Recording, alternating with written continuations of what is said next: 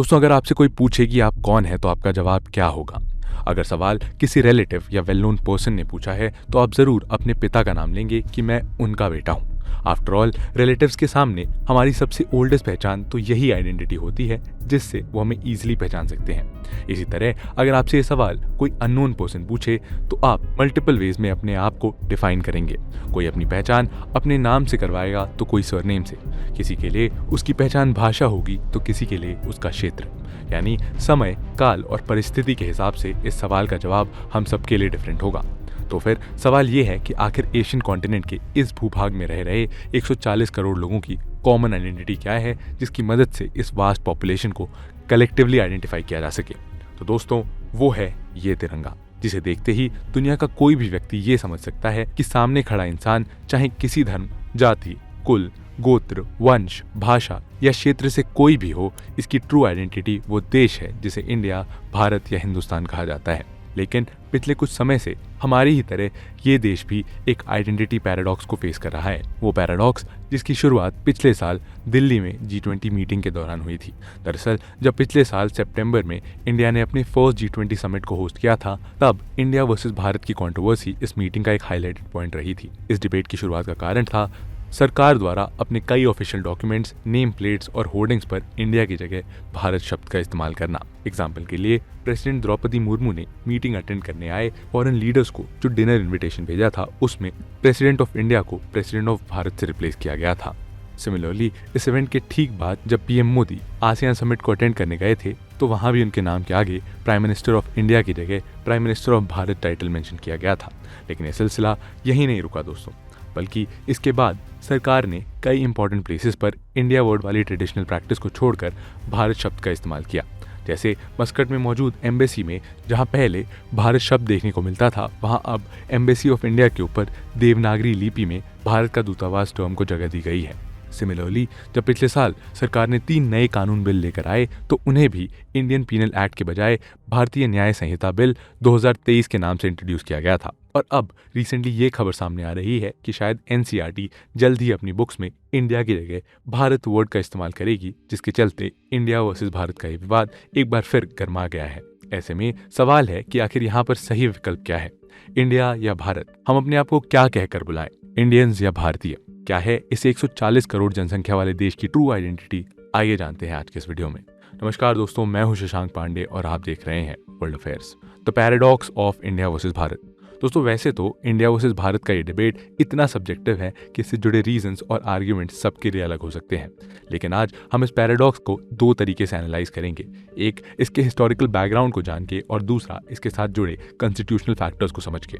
दोस्तों, हिस्टोरिकली बात करें तो नॉर्थ में हिमालयन रेंज से, साउथ में इंडियन ओशन और वेस्ट में सिंध या हिंदू कुश रेंज से लेकर ईस्ट में पूर्वांचल के इस पूरे भूभाग को 2 नॉमेनक्लेचर से डिफाइन किया गया है। एक नॉमेनक्लेचर उन नामों से बना था जो हमने खुद अपने आप को दिए हैं, या ये कहें कि जिन नामों से हमारे पूर्वज, हमारी पौराणिक किताबें या ग्रंथ इस भूभाग को बुलाया करती थी, जैसे जम्बूद्वीप, आर्यवर्त, मेलुहा, भारतवर्ष या भारत। और दोस्तों, इसके बाद दूसरा नॉमेनक्लेचर उन नामों से मिलकर बना है जिनसे बाकी की दुनिया हमें आइडेंटिफाई करती थी, या यूं कहें कि जिन नामों को बाहर से आए लोगों ने हमें डिनोट करने के लिए यूज किया है। जैसे एंशिएंट टाइम में ग्रीक्स हमारे लिए इंडिका शब्द का इस्तेमाल करते थे, एंड सिमिलरली जब मुगल्स हमारे देश में आए तो उन्होंने इस भूभाग को हिंदुस्तान कहा। अल मसूदी से लेकर अल बेरूनी और हसन निजामी जैसे मेडिवल पीरियड के राइटर्स के काम में अल हिंद या हिंद जैसे शब्दों का जिक्र मिलता है। इसी तरह जब यूरोपियन शक्तियां यहाँ आई तो उन्होंने इस एरिया को इंडिया कहा। एग्जाम्पल के लिए मार्को पोलो जैसे एक्सप्लोरर ने भी अपने काम में इंडिया शब्द का ही इस्तेमाल किया था। ऐसे में हमारा आसानी या यूं कहें कि सबसे सूटेबल नाम कौन सा है? सबसे पहले अगर हम जम्बूद्वीप शब्द की बात करें तो जम्बूद्वीप का literal meaning the land of jambu trees होता है, यानी ऐसा लैंड जहां सिजीशियम क्यूमिनी स्पीशीज या कॉमनली मालाबार प्लम या जामुन कहा जाता है, उसके खूब सारे पेड़ हो। इस शब्द का उल्लेख हमारी पौराणिक किताबों में भी मिलता है, जिसकी झलक हमारी प्राचीन वास्तुकला में भी देखी गई है। उदाहरण के लिए मार्कंडे पुराण और ब्रह्मांड पुराण में आज के इंडिया या भारत समेत इस पूरे रीजन को जम्बूद्वीप कहा गया है। एंड सिमिलरली मौर्य काल में सम्राट अशोक द्वारा बनाए गए सहाश्रम माइनर रॉक एडिट में भी इसी शब्द को ब्राह्मी लिपि में डिपिक्ट किया गया है। सिमिलरली चाणक्य की अर्थशास्त्र में भी हमारे देश का नाम जम्बूद्वीप ही प्रोक्लेम किया गया है। दोस्तों, यहाँ तक कि आज भी हमारे घर में होने वाली रिलीजियस सेरेमनीज में मंत्रों को बोलते समय पंडित और पुरोहित संस्कृत के श्लोकों में जम्बूद्वीपे भरतखंडे वर्ड का जिक्र करते हैं, जो इस वर्ड के सोशियो कल्चरल सिग्निफिकेंस का सबूत है। इसी तरह इंडिजिनस नॉमेनक्लेचर वाला एक नाम आर्यवर्त भी है, जिसका जिक्र वशिष्ठ धर्मसूत्र, पतंजलि की महाभाष्य और पौधायन धर्मसूत्र जैसी किताबों में किया गया है। सिमिलरली ऋग्वेद और अथर्ववेद समेत कई ग्रंथों में इंडियन सबकॉन्टिनेंट को डिफाइन करने के लिए भारतवर्ष शब्द का इस्तेमाल भी हुआ है। और देखा जाए तो भारत शब्द का निर्माण भी कहीं ना कहीं इसी भारतवर्ष शब्द के अपभ्रंश से हुआ है। वैसे तो भारत शब्द का जिक्र कई जगह देखने को मिला है, लेकिन इस शब्द के ओरिजिन को 2 किताबों के साथ सबसे ज्यादा एसोसिएट किया जाता है। पहली किताब है ऋग्वेद, जिसका 7वां मंडल बैटल ऑफ 10 किंग्स की जानकारी देता है, और दरअसल इस मंडल या चैप्टर में पुरुषनी नदी यानी आज की रावी नदी के किनारे हुए एक भीषण युद्ध की जानकारी मिलती है, जो भरत कबीले के राजा सुदास और 10 अन्य राजाओं के बीच हुआ था, और जिसमें भरत कबीले की जीत हुई थी। इसी जीत ने इस कबीले का राज पूरे भारतीय महाद्वीप में स्थापित कर दिया, और यहीं से जम्बूद्वीप ऑफिशियली भारत हो गया था। ऋग्वेद की ही तरह भारत शब्द विष्णु पुराण में भी मेंशन किया गया है, और यहाँ इसे राजा दुष्यंत और उनकी रानी शकुंतला की कहानी से एसोसिएट किया गया है, जिनके बेटे का नाम भारत था। ये सेम कहानी कालिदास के फेमस प्ले अभिज्ञानम शकुंतलम की मेन थीम भी है। दोस्तों, अगर आप दुष्यंत और शकुंतला के बेटे भरत को नहीं जानते तो कोविड लॉकडाउन में रीटेलीकास्ट हुए महाभारत के उस एपिसोड नंबर 1 को याद कीजिए, जहां इस एपिक स्टोरी की शुरुआत में फेमस एक्टर और पॉलिटिशियन राज बब्बर नजर आए थे। इस छोटे से कैमियो में राज बब्बर ने भारत का ही किरदार निभाया था, जिसके लिए ये भी कहा जाता है कि भारत नाम इसी राजा भारत की देन है। इसी तरह विष्णु पुराण में लिखे इस श्लोक में भारत शब्द को साफ देखा जा सकता है, जो इस बात का प्रमाण है कि एंशिएंट टाइम से हमारे पूर्वज खुद को डिफाइन करने के लिए भारत शब्द का इस्तेमाल करते थे। विष्णु पुराण की ही तरह भारत नाम का जिक्र अग्नि पुराण, ब्रह्म पुराण और स्कंद पुराण में भी किया गया है, और यहाँ कहीं ना कहीं भारत का उल्लेख भारत गणराज्य के तौर पर भी होता है। हालांकि इन सब एंशिएंट टेक्स्ट के अलावा कुछ रिसर्चर्स एटिमोलॉजिकली भी भारत नाम को हमारे साथ एसोसिएट करते हैं। दरअसल एक्सपर्ट्स का मानना है कि भारत मूल शब्द भा से बना है, जिसका मतलब द शाइनिंग वन होता है। कुछ एक्सपर्ट्स ये तर्क देते हैं कि एंशिएंट टाइम्स से ही इंडिया को सोने की चिड़िया कहा जाता था, और क्योंकि सोना शाइन करता है, शायद इसीलिए हमारे साथ द शाइनिंग वन जैसी टर्म्स एसोसिएट हुई, और समय के साथ भा का मूल स्वरूप भारत में कन्वर्ट हो गया। इन सब के अलावा जैनिज्म में भी हमारे देश को भारत कहकर बुलाया गया है, और ऐसा बताया जाता है कि फर्स्ट जैन तीर्थंकर के सबसे बड़े बेटे का नाम भारत चक्रवर्ती था, और यहीं से हमारा देश भारत कहलाया। इसका मतलब भारत इस देश के लिए इस्तेमाल किया जाने वाला सिर्फ एक ऑल्टरनेटिव नाम नहीं है, बल्कि ये एक भावना है जो विचारों के रूप में ग्रंथों और किस्सों कहानियों के माध्यम से पीढ़ी दर पीढ़ी हम तक पहुंची है। ये एक ऐसा शब्द है जिसकी झलक हमारी वास्तुकला में साफ दिखाई देती है, और असल में ये शब्द एक बीज की तरह है जो सदियों से हमारी संस्कृति और परंपरा को अंकुरित कर रहा है। तो ऐसे में क्या हमें इंडिया वर्ड को छोड़कर भारत शब्द पूरी तरीके से अपना लेना चाहिए? जी नहीं दोस्तों, क्योंकि अगर भारत नाम हमारी कला और संस्कृति का अतुल्य अंग है, तो इंडिया नाम आज पूरे विश्व में हमारी पहचान का सबसे बड़ा प्रतीक है। असल में भारत की ही तरह इंडिया नाम का भी एक डिस्टिंक्ट इतिहास रहा है, जो सिंधु से इंडू, इंडू से इंडिका और इंडिका से इंडिया बन गया है। दोस्तों, इस पूरे घटनाक्रम की शुरुआत आज से करीब 3000 साल पहले हुई, और इनिशियली इंडियन सबकॉन्टिनेंट के बाहर रहने वाले लोग प्रेजेंट डे इंडिया या भारत को मेलुआ कहकर बुलाते थे, और ये नाम इंडस वैली सिविलाइजेशन के इनिशियल स्टेजेस तक काफी सिग्निफिकेंटली यूज होता रहा। हालांकि लेटर स्टेजेस में जब इंडस वैली सिविलाइजेशन का एक्सपेंशन हुआ, तो ये सिविलाइजेशन इंडियन कॉन्टिनेंट के कई हिस्सों में फैल गई, जिसके बाद आउटसाइडर्स ने इस वास्ट सिविलाइजेशन को उसकी लाइफलाइन माने जाने वाली सिंधु रिवर से डिनोट करना शुरू कर दिया, जिसके चलते इसे अपना असली नाम सिंधु मिला। आगे चलकर जब पर्शियन ने इंडस रिवर के आसपास के रीजन को इन्वेड किया, तो उन्होंने सिंधु को हिंदू कहा, और दरअसल पर्शियन लैंग्वेज में स को ह कहा जाता है, जिसके चलते सिंधु शब्द उनके लिए हिंदू हो गया। सिमिलरली जब ग्रीक्स इन इलाकों में आए, तो उन्होंने हिंदू शब्द को फर्दर चेंज करते हुए इंडू कर दिया, और दरअसल पर्शियंस की तरह ग्रीक लैंग्वेज में भी एक प्रॉब्लम थी कि इस लैंग्वेज में एच साइलेंट होता था, जिसके चलते पर्शियंस का हिंदू उनके लिए इंडू बन गया। मौर्यन काल में जब ग्रीक फिलोसोफर को इंडिया आने का मौका मिला, तो ये इंडू फर्दर चेंज होकर इंडिका में ट्रांसफॉर्म हो गया और इसी वर्ड ने आगे चलकर इंडिया शब्द को जन्म दिया। असल में मिडीवल पीरियड के बाद आए यूरोपियन हिस्टोरिकली डायरेक्टली या इनडायरेक्टली ग्रीक या रोमन एम्पायर के साथ कॉन्टैक्ट में रहे और इसी के चलते उन्होंने अपने से ईस्ट में मौजूद रीजन को इंडिया कहकर पुकारा। आज यूरोपियन शक्तियों द्वारा दिया गया यही नाम हमारी सबसे वेल नोन ग्लोबल आइडेंटिटी है और आप चाहे किसी भी देश में चले जाओ, अगर आप किसी से ये कहेंगे कि आप इंडिया से आए हैं तो वो पर्सन ऑटोमेटिकली ये समझेगा कि आप कौन से हिस्से से बिलोंग करते हैं, जो कि फिलहाल भारत शब्द के साथ मुमकिन नहीं है, क्योंकि अभी भी इंडिया के बाहर खास करके यूरोप और अमेरिका में बहुत कम ही लोग हमारे देश को हिंदुस्तान या भारत जैसे नामों से जानते हैं। ऐसे में इस बात में कोई शक नहीं है कि इंडिया आज असल में हमारा ग्लोबल आइडेंटिटी कार्ड है। लोगों का मानना है कि भले ही इंडिया नाम भारत की तरह हमारे इंडिजिनस नॉमेनक्लेचर का पार्ट ना हो, लेकिन पिछले 8 दशकों से दुनिया हमें इसी नाम से जानती है, जिसके चलते इंडिया हमारा ब्रांड नेम बन गया है। ऐसे में उन लोगों का मानना है कि अपने एंशिएंट नेम को इंट्रोड्यूस करने के लिए अपने ब्रांड नेम को रिप्लेस कर देना लॉजिकल स्टेप नहीं है।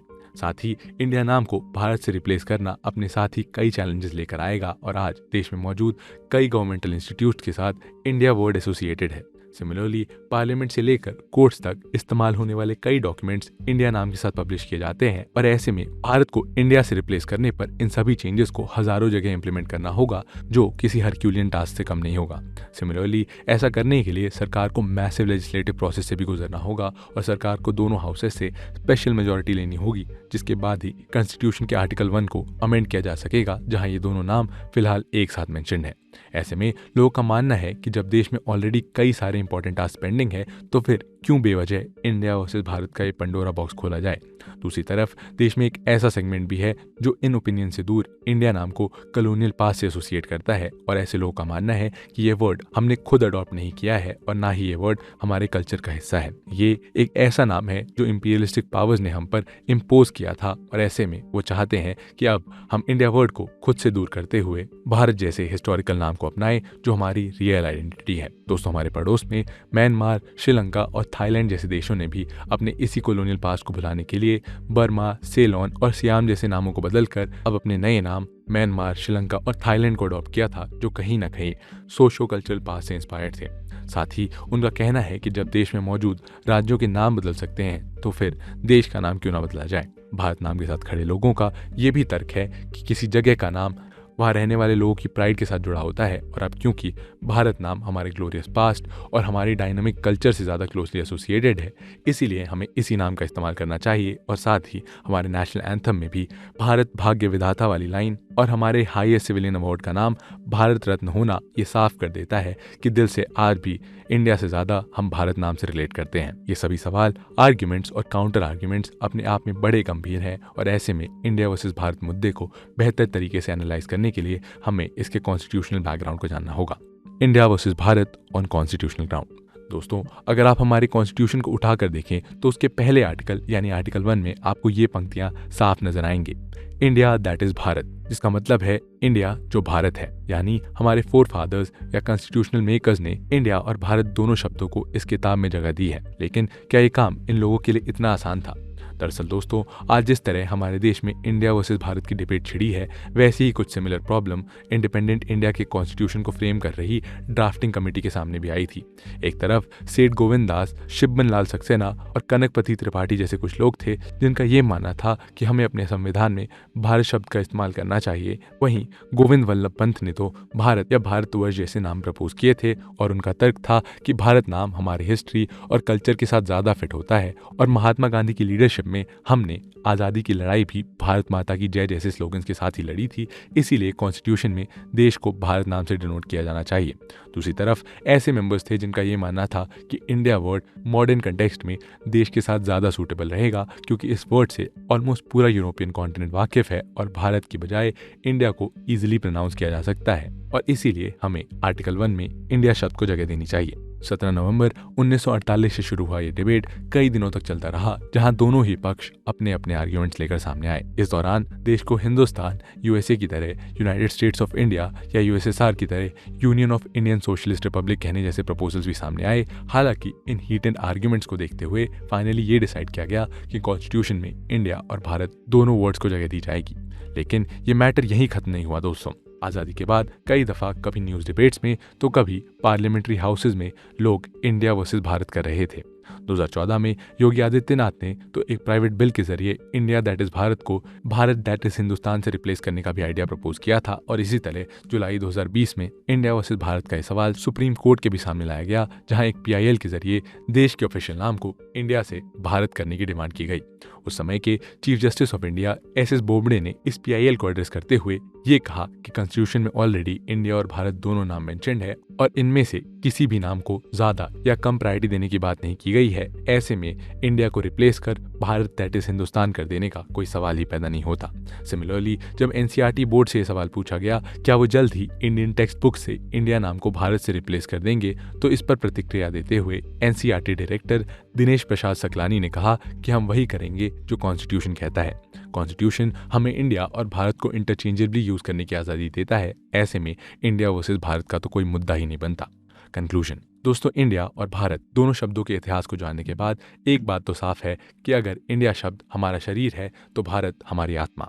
अगर इंडिया शब्द हमारी संस्कृति को दर्शाता है तो इंडिया शब्द समृद्धि को। यानी ठीक से देखा जाए तो इन दोनों शब्दों के बीच कोई द्वंद्व है ही नहीं। यानी शायद इस बात से कोई फर्क ही नहीं पड़ता कि आप अपने आप को भारतीय कह रहे हैं या इंडियन।